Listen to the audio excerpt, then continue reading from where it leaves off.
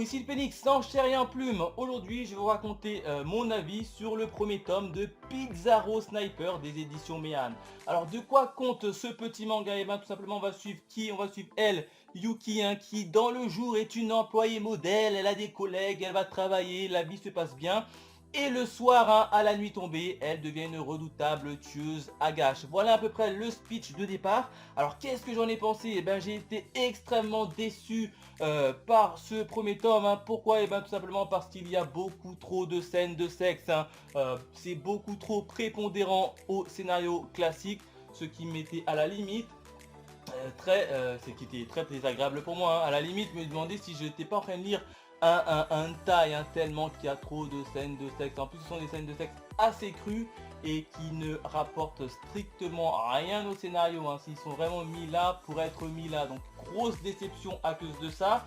Et deuxième point, j'étais déçu parce que c'est plus une succession de petites missions auxquelles notre cher Yuki aura à faire, au lieu d'avoir un scénario global. Moi je pensais que ça allait vraiment être un scénario de A à Z, mais là, non, dans ce premier tome, c'est une succession de petites missions. Alors certes, c'est pour introduire le personnage principal qui est Yuki, mais une ou deux missions auraient largement suffi, mais je crois que dans ce tome-là, il doit y avoir 4 ou 5 missions, ce qui est très redondant et très pénible pour moi. Côté graphisme, c'est plutôt joli, regardez la jaquette, elle est vachement cool, hein. C'est pour ça aussi que je l'ai pris, hein. Elle a une magnifique jaquette, hein. Quatrième de couverture, on la voit, on voit notre personnage principal dans une pose un peu sexy, donc c'est plutôt sympa. Au niveau du graphisme, là aussi c'est plutôt joli, hein. Je vais vous montrer rapidement une petite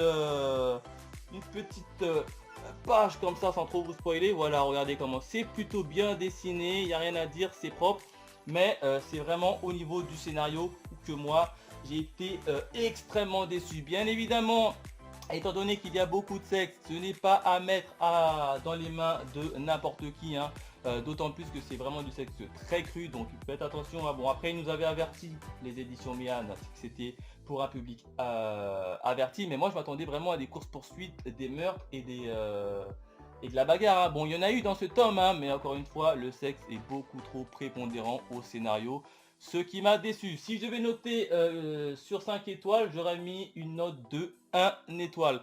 Donc bien évidemment, je ne compte pas suivre et continuer cette série, hein, qui est une série en 3 tomes. Je m'arrête au tome 1 pour le moment, et même c'est quasiment sûr, hein, je ne prendrai pas le tome 2 ni le tome 3. Voilà, n'hésitez pas à me dire dans les commentaires si vous aussi vous avez lu Pizarro Sniper, qu'est-ce que vous en avez pensé? Est-ce que vous avez aimé? Est-ce que vous avez détesté? Est-ce que le fait d'avoir beaucoup de scènes de sexe qui apportent pas grand chose, hein, faut pas se cacher, vous a-t-il gêné ou au contraire ça vous a plutôt plu, hein? Bref, dites-moi tout ça dans les commentaires. Quant à nous, on se retrouve très vite pour de nouvelles aventures. Allez les Félixou, ici le Phoenix en chair et en plume. Aujourd'hui, je vais vous raconter mon avis sur le premier tome Orion Samurai Quest des éditions Pika. Alors de quoi nous raconte cette petite histoire? Et bien tout simplement, on va dire que l'histoire se passe entre deux clans. On a d'un côté le clan des Zoni, hein. Le clan des Zoni, c'est quoi les Zoni? C'est tout simplement des démons qui sont vénérés comme des dieux par le peuple d'aujourd'hui. Et de l'autre côté, on a le clan Bushi, hein. Ce sont des valeureux combattants qui combattent justement ces démons et qui sont obligés de vivre de manière cachée, puisqu'ils sont tout simplement tués et mal vus par la société d'aujourd'hui. Donc voilà à peu près le speech de départ, hein. On va suivre qui? On va suivre Musashi, hein, lui qui est sur la jaquette, ainsi que son ami d'enfance Kojiro, qui souhaite devenir des Bushi et tout simplement liquider les Oni pour un peu redonner un peu plus de valeur au clan Bushi. Voilà à peu près le speech de départ. Un speech de départ qui est plutôt bon et qui m'a beaucoup intéressé, hein. Alors j'ai lu le premier tome et c'est plutôt bon dans l'ensemble, hein. On a dès le départ notre ami d'enfance, hein, Kojiro, avec Musashi, le personnage principal, avec une petite entente un peu bizarre, un peu casse-cou, mais qui s'entendent plutôt bien, hein, puisqu'on en avait un qui voulait absolument devenir Bushi depuis toute sa petite enfance, et puis le deuxième qui, au fur et à mesure qu'il grandissait, ne souhaitait plus devenir Bushi, mais au final va aller avec son pote de toujours. Donc c'est plutôt bien cette petite histoire, et de la manière comment ça a été raconté, ça j'ai plutôt bien aimé.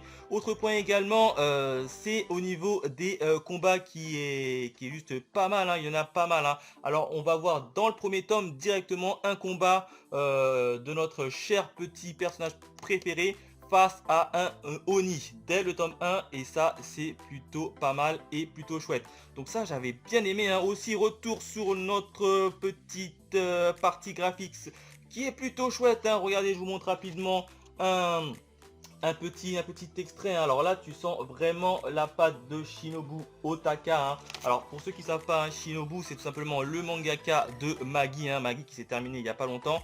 Et puis ça c'est son nouvelle œuvre, hein, si je dis pas de bêtises. Ouais, c'est son nouvelle œuvre Orient, et tu sens quand même la patte graphique qu'elle a apporté à Magi. Et là tu la sens au niveau des personnages que c'est bien elle. Donc si vous kiffez la patte graphique de Shinobu, hein, l'auteur de Magi, au niveau du graphisme vous serez comblé. Un point également sur la jaquette qui est juste magnifique, hein. Regardez, on a qui? On a Musashi, le personnage principal. Petit fond un peu rosé, un peu doré, donc j'adore vraiment. Et quatrième de couverture, on a le clan, un clan Bushi qui va faire son apparition dès ce tome. Et ça va donner à des scènes de combat époustouflantes. Donc voilà au niveau de mon avis, un petit manga très intéressant qui va parler de démons. Il y aura des combats, il y aura du clan.